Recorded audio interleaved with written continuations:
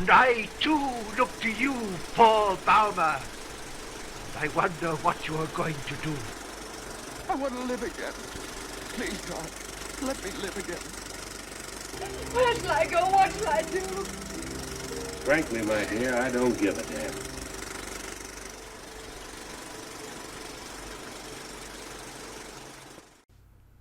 Hi, my classical friends. My name is Jim, and welcome to my channel. I will be reviewing movies from the classical period, that is, movies from the 20s through the 50s. I have already seen a lot of them, so I can't say that they're first view reviews, but I'll let you know which ones are and which ones aren't.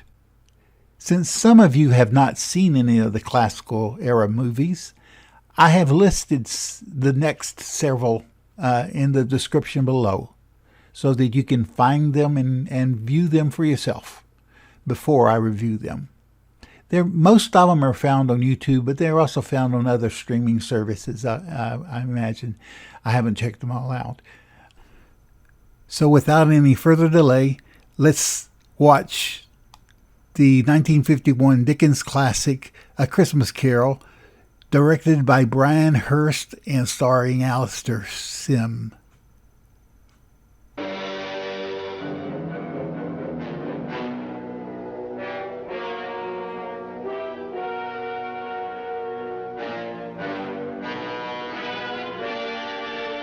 Outside of the United States, the movie was called Scrooge.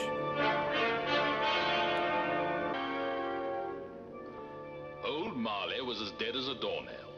This must be distinctly understood, or nothing wonderful can come of the story I'm going to relate.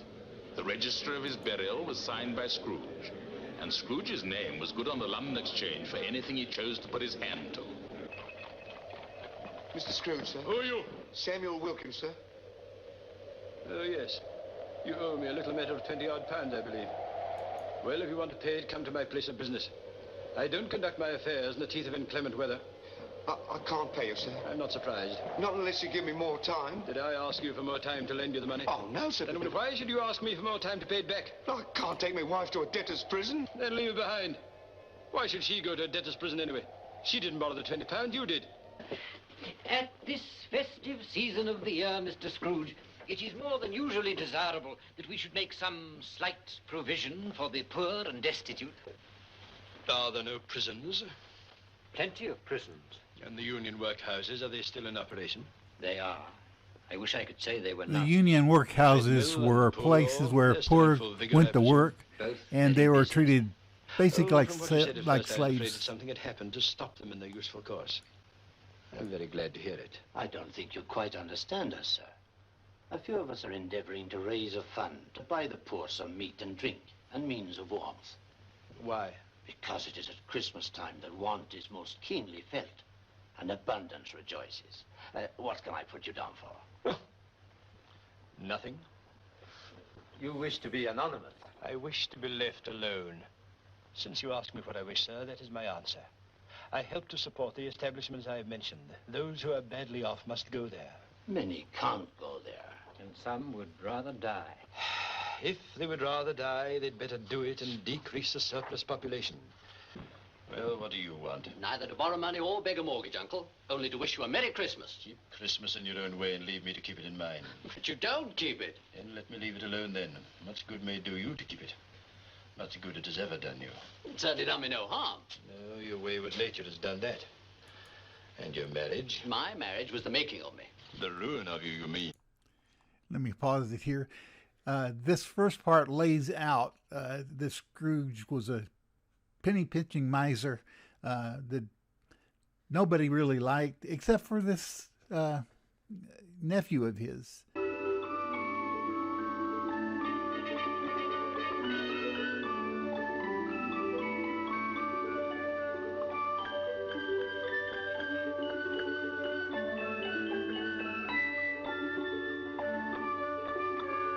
Scary looking doll.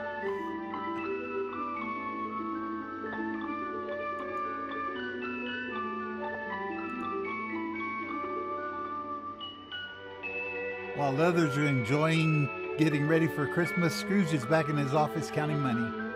Come along, Jim, my dear. I got the ghost.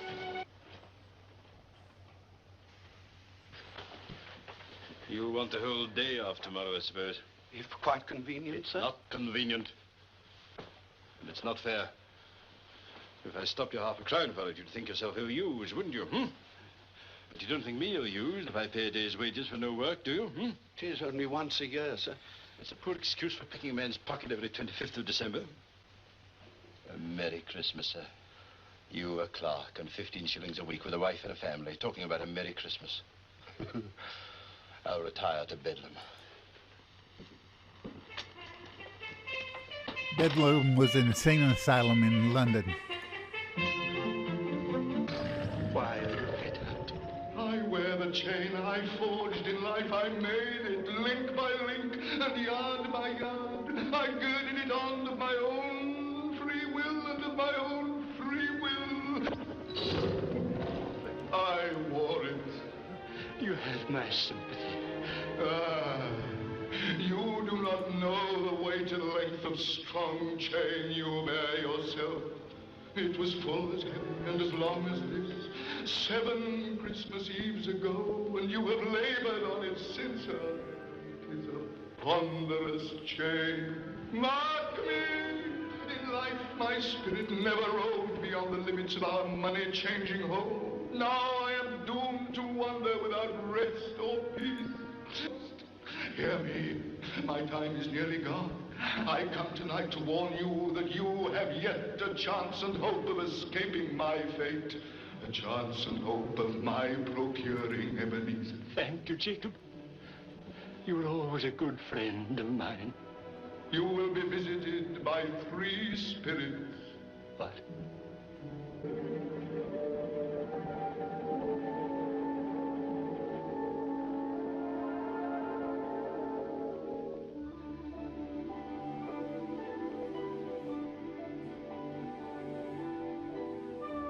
Are you the spirit whose coming was foretold to me?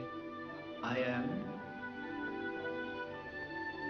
Who and what are you? I am the ghost of Christmas past. Long past. No, your past.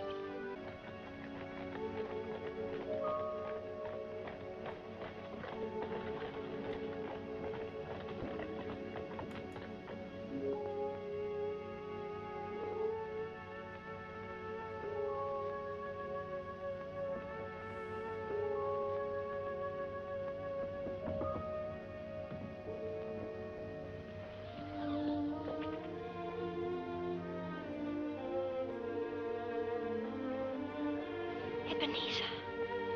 Fan!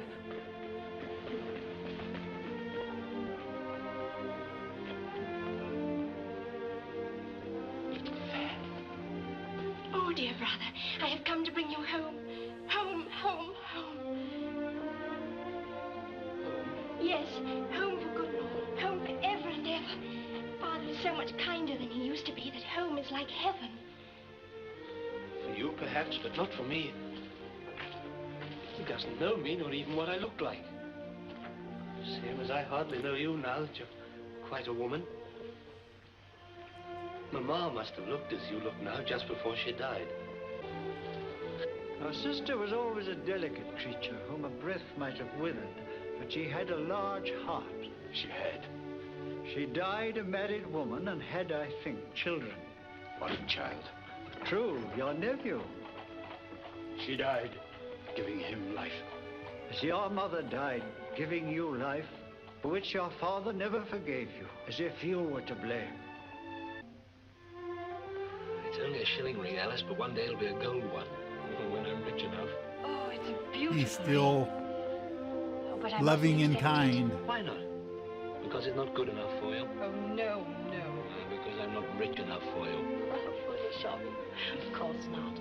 He always thinks You're still that so he young, needs you may more have and a more change of money. heart one day. Even Dear back Alice, here. if ever I have a change of heart towards you, it'll be because my heart has ceased to beat. And it makes no difference that I'm poor. I love you because you're poor. Not...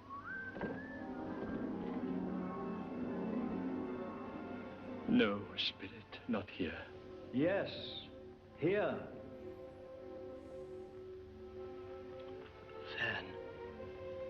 me, your brother. Do you know me? Her death scars him. Ebenezer, I sent for you. Promise me. Promise you what, Fan? I'll promise you anything, dearest. Only that there isn't going to be any need. You're going to get well again, Fan. No. You are. You are. Dear God, you must.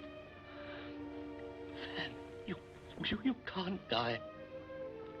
Fan, you mustn't die. You're going to get well again, Fan. Fan, you're going to get well again.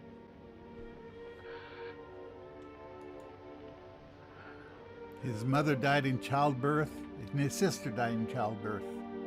Two big events that scarred him for life. Well, there you are, me buck. That's where you start. And you can work your way on up as high as the dome of St. Paul's Cathedral if you've a mind to do so. Control the cash box and you control the world. Alice. The same Alice you swore to love to all eternity, Ebenezer. She is not changed by the harshness of the world, but you are. Then you no longer love me. You no longer love me. When have I ever said that? In words, never. Well, in what then? In the way you have changed. But how have I changed towards you? By changing towards the world. It's such a terrible thing for a man to struggle to be something better than he is. Another idol has replaced me in your heart. A golden idol. It's singular. The world that can be so brutally cruel to the poor professes to condemn the pursuit of wealth in the same breath. You fear the world too much. With reason. But I am not changed towards you. Aren't you? Our promise is an old one. It was made when we were both poor and content to be so. If you had never made that promise, tell me, would you seek me out and try to win me now? Of course I would. No. If you were free today, would you choose a darless girl with neither wealth nor social standing? You who now weigh everything by gain? It would bring you nothing but repentance and regret. Come in, Ebenezer Scrooge. I await you. Yes, I'm coming. Come in. Come in. I'm coming.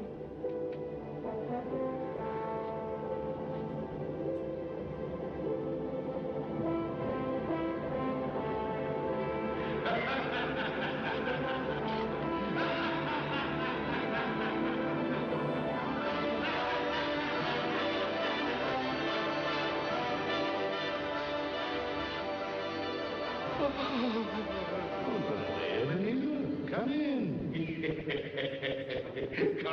Come in, and know me better, man. I am the spirit of Christmas present. Look upon me. You've never seen the like of me before, have you? Never. And I wish the pleasure had been indefinitely postponed. So? Is your heart still unmoved towards us, then? I'm too old. I'm beyond hope. Go and redeem some younger, more promising creature. Leave me to keep Christmas in my own way. Why, it's Cratchit. It's Bob Cratchit.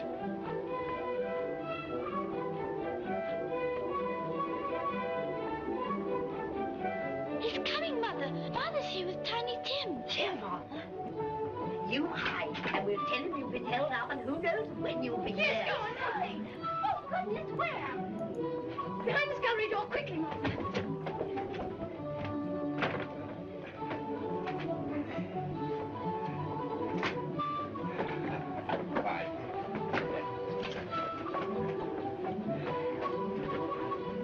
A Merry Christmas.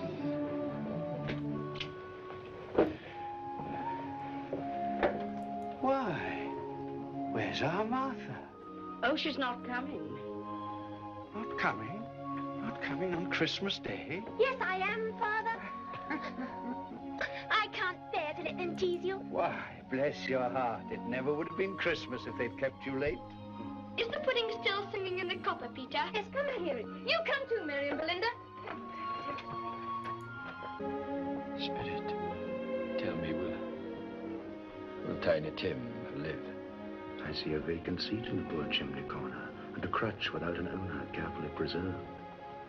If these shadows remain unaltered by the future, none other of my race shall find him there. Oh, no. No. Kind Spirit, say that he will be spared. Why? If he'd be like to die, he'd better do it and decrease the surplus population.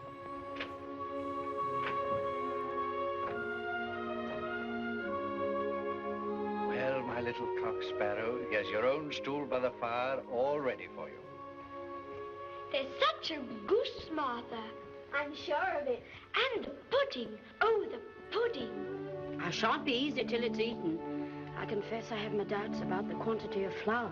It'll be a perfect pudding, my love. A perfect pudding. Won't it, Martha? I don't know what a pudding in England It'll be the is. finest pudding in the Sounds whole like a of cake. London this Christmas. And the goose will be the finest goose. And ours will be the finest Christmas. He said that Christmas was humbug, and he believed it, too. I told him so. Well, a Merry Christmas and a Happy New Year to the poor old man. He wouldn't let me wish it to him personally, but here it is nevertheless. Uncle Scrooge. Oh. Well, I don't know that our drinking to him will do him much good. Nor do I. I hate it. Oh, I forbid it. I'm sorry for it. I couldn't feel angry with him if I tried. Who suffers worst from his humours? Himself, always.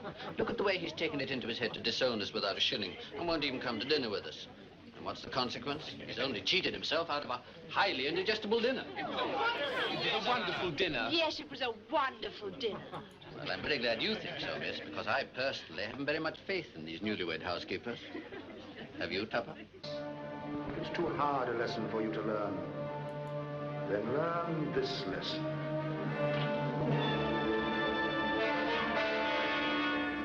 Spirit, are these yours? They are man's.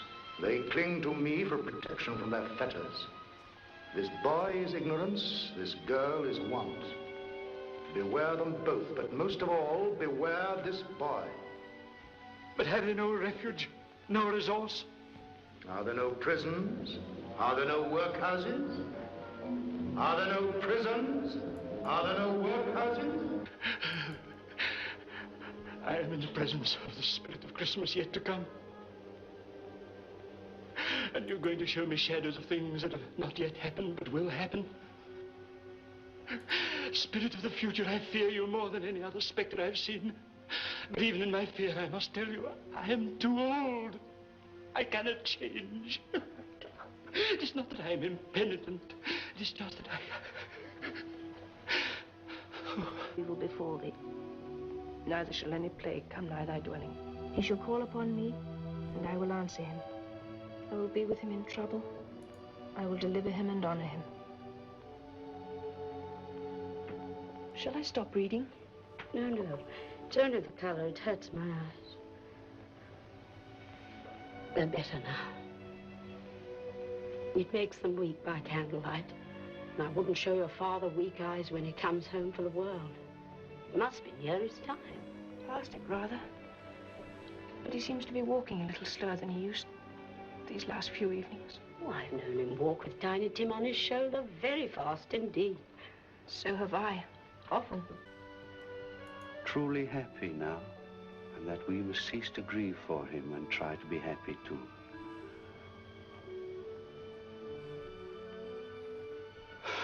Oh, Tim, my Tiny Tim. Oh, Robert, my boy. Oh, Robert. They're a family that supports each other, something that Scrooge does not know of.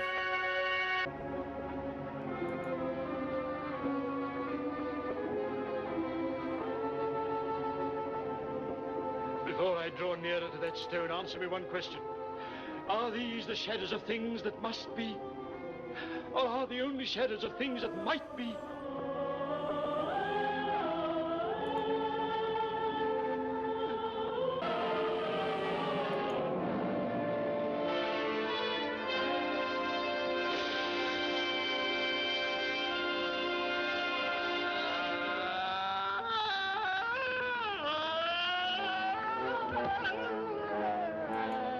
I'm not the man I was.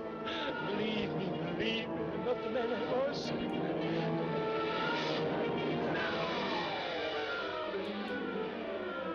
I'm not the man I was.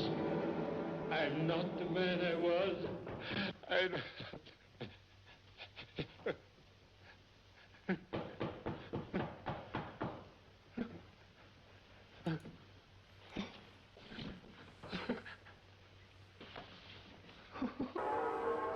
Hello there, hello, you boy, you. Who, me? Yes, you. Do you know the butcher's in the next street but one? I should hope so. An intelligent boy. A remarkable boy. Tell me, have they sold the prize turkey that was hanging there, not the little turkey, the big one? What, the one as big as me? Yes.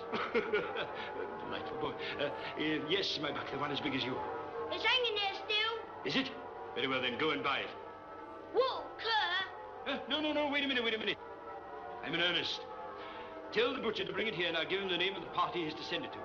Come back with the butcher, and I'll give you a shilling. Come back with him in less than 5 minutes, and I'll give you half a crown. Slowly, slowly she came up, and slowly What a beautiful voice.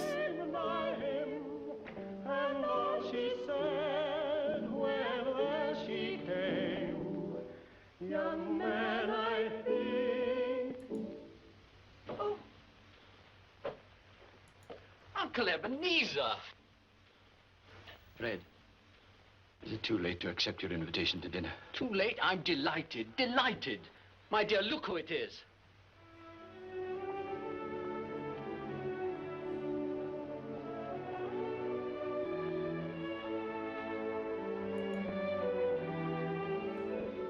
Can you forgive a pig-headed old fool for having no eyes to see with, no ears to hear with, all these years?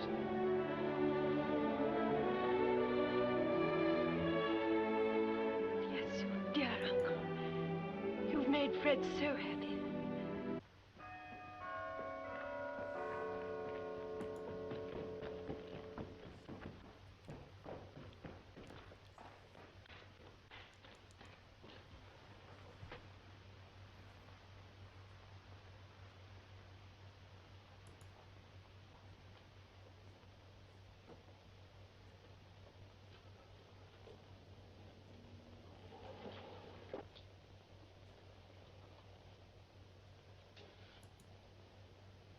Cratchit, you're late. Sir, What do you mean by coming in here at this time of day? I'm very sorry, sir. I am behind my time, sir. You are indeed. Step this way, Mr. Cratchit, please. It's only once a year, sir. It won't be repeated. I was making rather merry yesterday, sir. I'm sure you were. Well, we won't beat about the bush, my friend. I'm not going to stand this sort of thing any longer, which leaves me no alternative but to raise your salary. And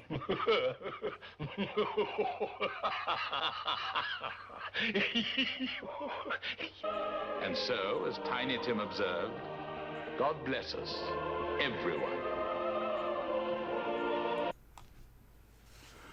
Okay, I've taken some time to think, and I've come to the following conclusion. There are three terms that are related but different at the same time. They need to be understood. One is envy, one is greed, and the last one is jealousy. Jealousy, we can leave it aside for now because it's kind of one of the mildest. But which is the worst, envy or greed? What would you say? According to the Bible, it's envy. Envy is one of the 10 Commandments. Thou shalt not envy the wife of your neighbor. Envy is one of the 7 deadly sins.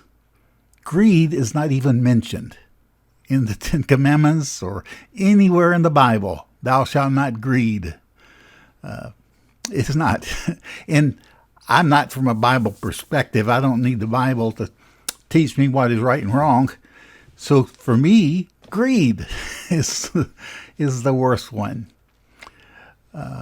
But envy is wanting to have something that someone else has. I envy my neighbor's car. I envy my neighbor's house. I envy my neighbor's family. There's always a neighbor in it. There's always someone else between me and that object that I want.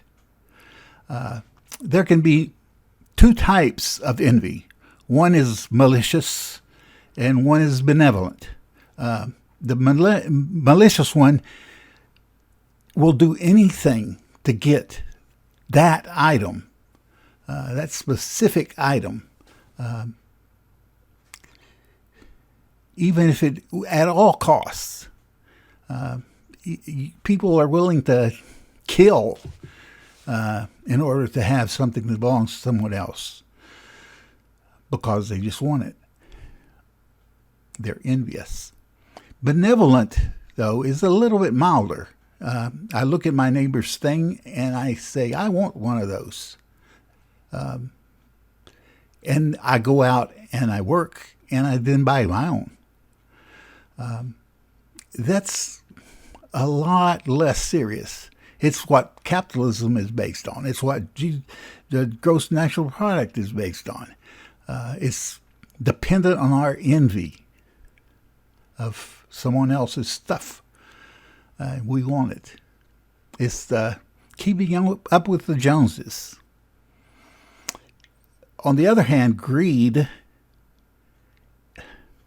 it's fairly limited. It's, by definition, it's limited to power, wealth, and food.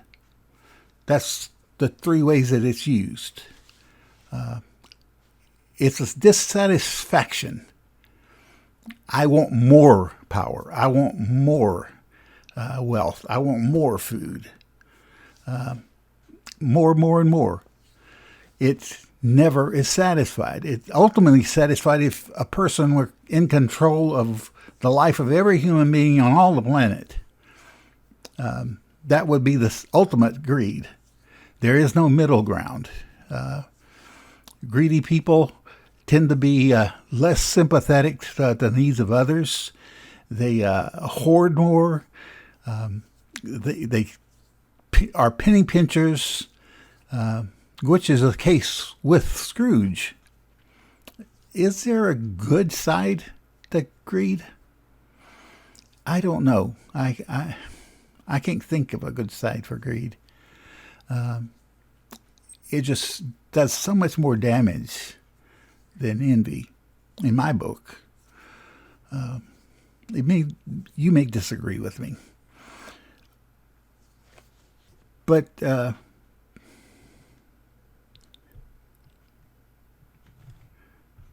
me see. Jealousy focuses sort of on both ends of that. I can be jealous of something that you own, meaning it's when you see a neighbor gets a new electric car and you say, oh, I'm jealous of your new car. I wish I had a car like that. But you don't do anything about it. It does not motivate your actions. You're fine with him owning his car, and you're fine with the car you still own. On the other hand, I can also be jealous of something that I have. I am jealously protective of my family. I am jealously protective of my possessions. Don't mess with them. That's the other side of jealousy. But it's also not all that serious, and rarely you act out of the jealousy you feel. If you do take actions, then it becomes envy or greed, even if it's benevolent envy. So, which one does Scrooge show? He shows ultimate greed. Well, maybe not ultimate, but certainly serious. He doesn't care about the needs of others. He doesn't care that that man's wife will have to be thrown in debtor's prison, which is basically a slave labor system. You go into it and stay there until you can pay off your debt. And how are you going to pay off your debt in prison? It just doesn't make sense. So they did work, but most of it went to paying off your debt.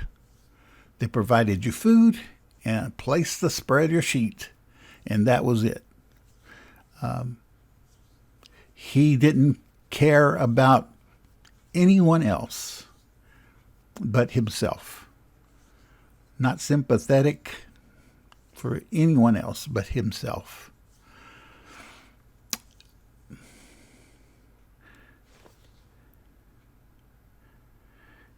Greed can affect. It's easy to understand why he was greedy.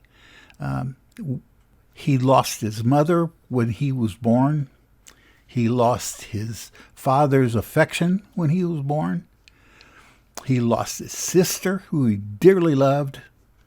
So those are three major things that he did not grow up with.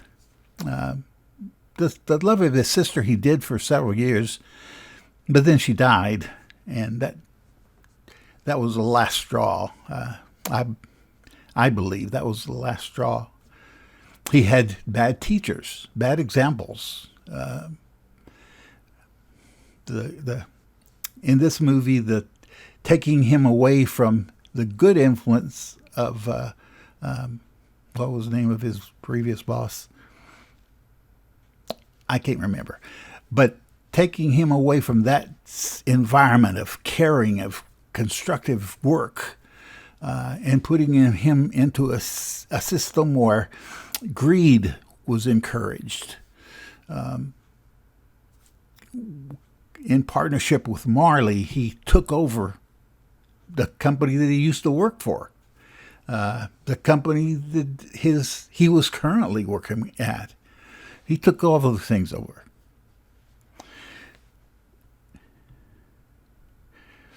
There are two ways in which greed affects us. It has a direct impact on our well-being, in that we lose affection. We lose the ability to care for others, and they lose any interest in us. We become hated, and that just diminishes our worth in life. The other thing that greed does is it affects the way it affects others people's lives too. His callousness hurt everyone else. His lack of generosity hurt everybody else. Why couldn't he hire that man? He has enough money. He had enough work to hire that man. Why did he keep... what was it? I keep forgetting names.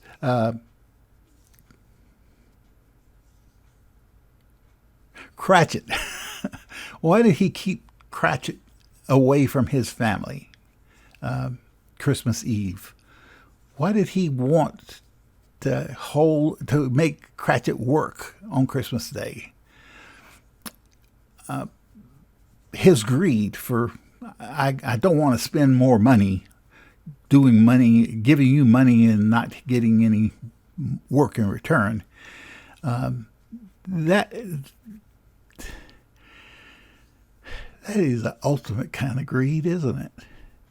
When you don't want your employees to have one day off a week, a year, one day off a year, will you resent that?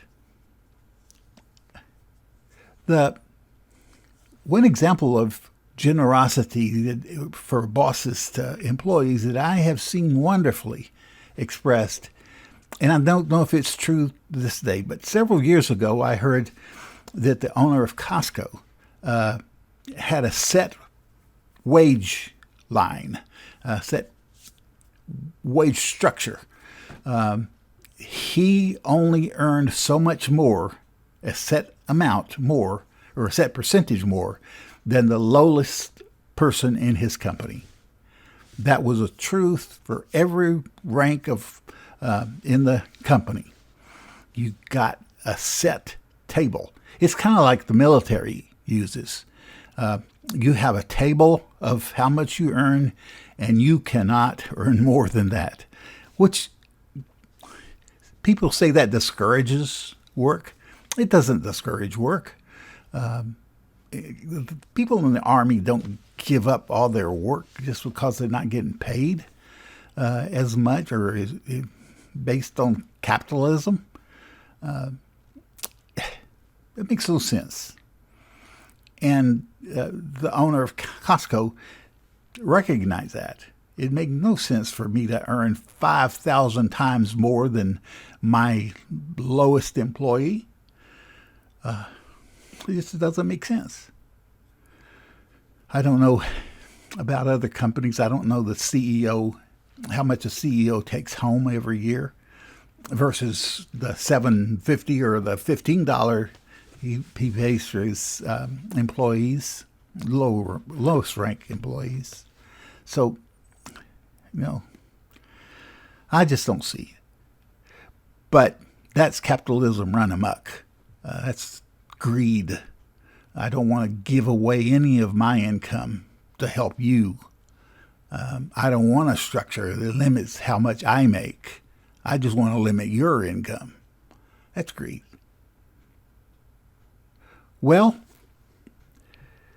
the solution for that Dickens proposes for Scrooge is that he change his lifestyle, that he become more generous, that he become more giving of himself and of his belongings, that he reach out to others in benevolence,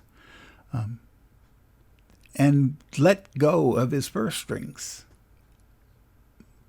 spending more money on others and giving gifts to people, like the turkey or the goose he gave to the Cratchit family. That was a sign that he had changed. But why he changed? Why did he change? Dickens points out that,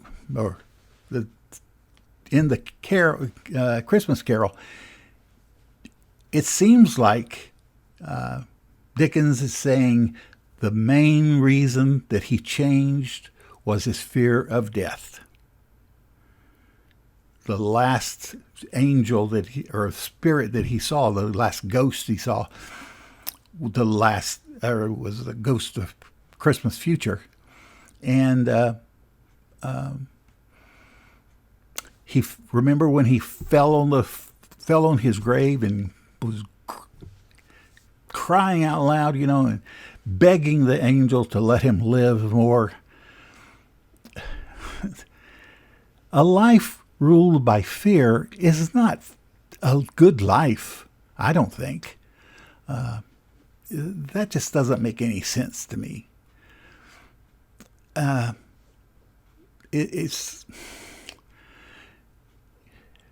You're always afraid of losing something. It's just a continuation of what was going on before. Even you might say that any reason for a positive change in life is worth it. To some degree, that's true. But a life filled with fear is just not good, I don't think, in my opinion. I would prefer, my alternative is to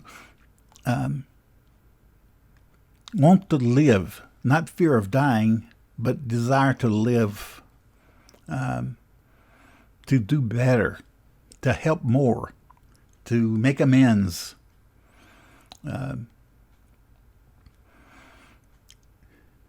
be more generous, to make the world a better place to live. Anyhow, that is my evaluation of the story.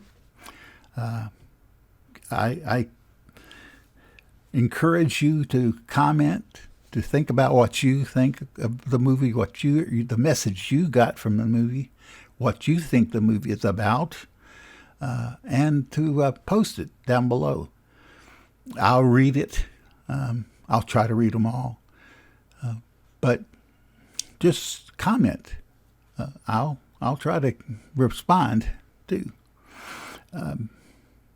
Well, let's see what the next movie is. The next time we're going to review the 1936 Oscar-winning movie, The Great Ziegfeld. It's a story about Ziegfeld, the entrepreneur who made the Ziegfeld Follies and a dozen other great Broadway musicals. He was an amazing man. He created such wonderful works of art. I enjoy it. Oklahoma was one of his. But it is just a beautiful, beautiful movie. Anyhow, see you next time.